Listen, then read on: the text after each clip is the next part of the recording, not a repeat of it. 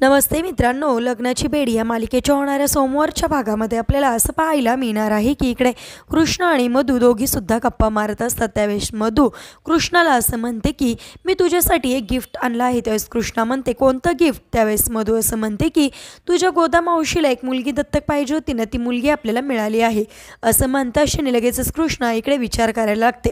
त्यानंतर इकडे राघव हा कृष्णाच्या रूममध्ये जातो आणि तिला जे म्हातारीचे केस आवडत असतात ते तिला खाण्यासाठी घेऊन जातो। ते घेतल्यानंतर लगेचच इकडे कृष्णाला म्हणजे सिंधूला राघव असा म्हणतो की तू किती नाही म्हटलं तरी माझं तुझ्यावर प्रेम आहे आणि आता तू सुद्धा हे कबूल कर की तुझं माझ्यावर प्रेम आहे म्हणून।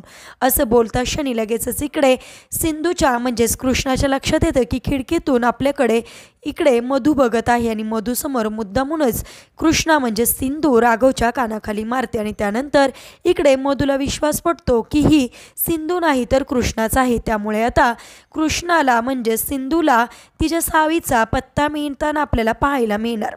असेच मालिकेच्या पुढील अपडेटसाठी तुम्ही आपल्या रंजक मराठी चॅनलला नक्की सबस्क्राईब करा। थँक्यू।